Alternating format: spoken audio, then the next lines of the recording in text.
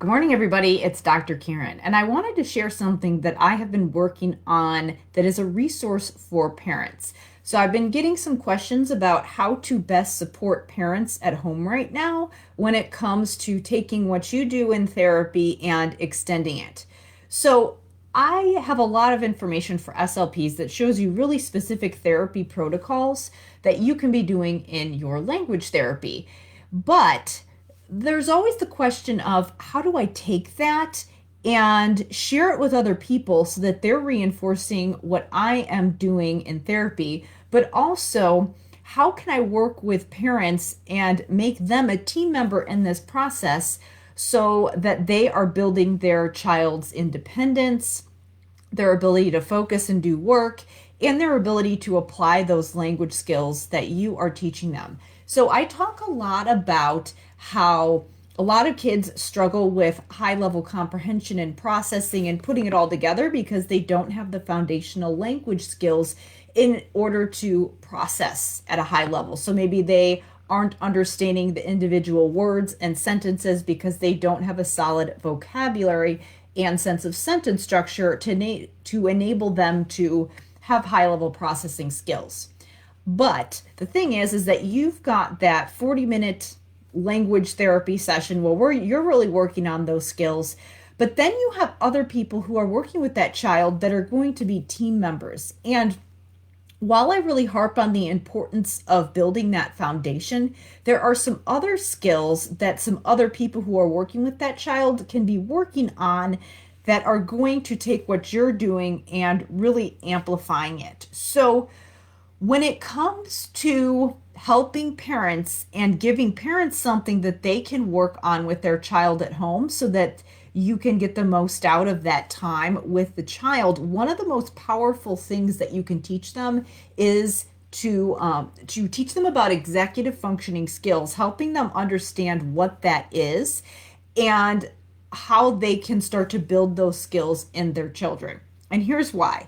Number one, let's take reading comprehension. So with reading comprehension, you need to be able to decode words. You need to be able to process the individual words and sentences. And that's what I teach SLPs how to do in programs that I have, like Language Therapy Advanced and the Vocabulary Foundation.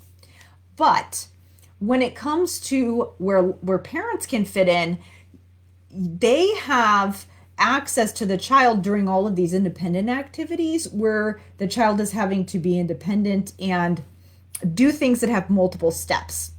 And reading comprehension is actually one of those things. You need executive functioning skills in order to be able to tackle a paragraph, for example. So you do need to be able to understand the individual words and sentences, and that's what you can be working on as the SLP. But that child also needs to have a process for, let's say they're studying a textbook, they need to have a process for doing that, kind of a high level process of knowing how to look at the headings, knowing how to take notes, knowing how to study. And those are more executive functioning skills. Same thing for things like reading a paragraph or reading a book and then writing a book report, for example. That requires a lot of steps. And teachers can work on executive functioning skills for those specific academic tasks, and then they can give parents specific things that they can work on at home. But what's often not done is just explaining to parents what executive functioning is and why it's going to help their child be more independent with homework, with just day-to-day tasks like getting ready for school in the morning, getting a meal together, cleaning their room, etc. So what you can do is you can share with parents what executive functioning is and how it's going to help them to get their child to actually sit down and do those academic activities that you might be giving the parents to work on with your child and also with their child, and then also how that can help them with homework as a whole.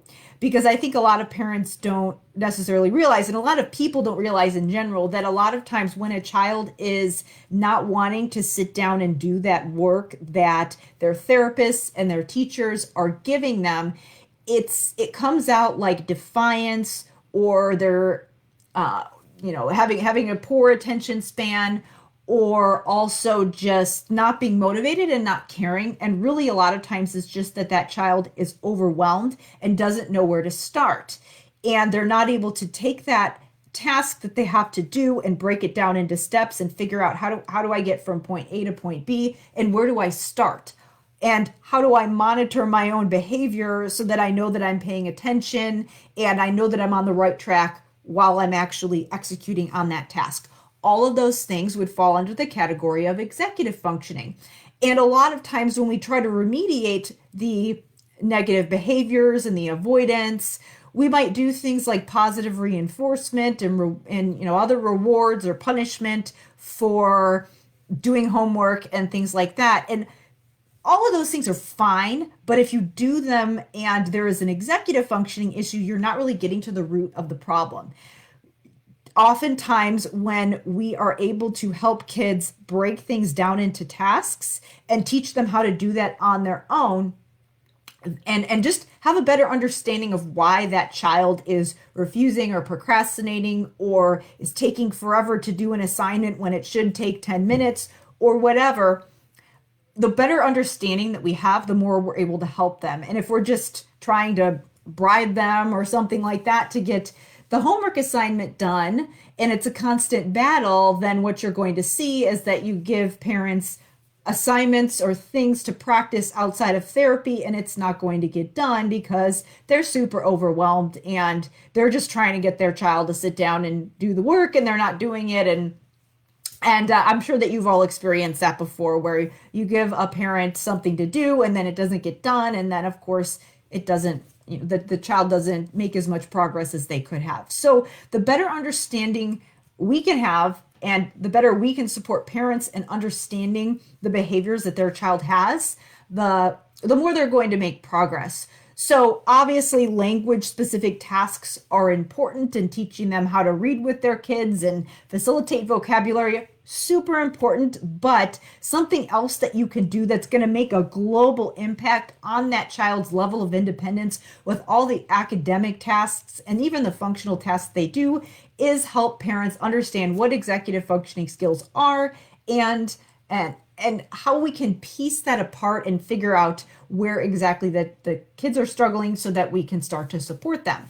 So I did just make an executive functioning guide that defines executive functioning and the 8 specific executive functions, so that if you read it and if you share it with your parents, they can understand what this is, so they can start to figure out, okay, where can I start working with my child to better support them and help them be more independent. So I am going to share a link to this guide in the description of this video. Again, feel free to download it and share this with your parents. So you can share this direct link with parents that you work with, and this will help to explain what executive functioning is, because I think that sometimes it can be hard to explain what that is. And sometimes if you break it down and get specific examples and have something to actually give your parents that they can reference, that helps them to have a better understanding. So feel free to share this with the parents that you work with so that you can start helping them support their kids as they are doing all of the schoolwork that they have to do and just helping them be more independent. Thanks so much, and share this with anybody who you think would benefit.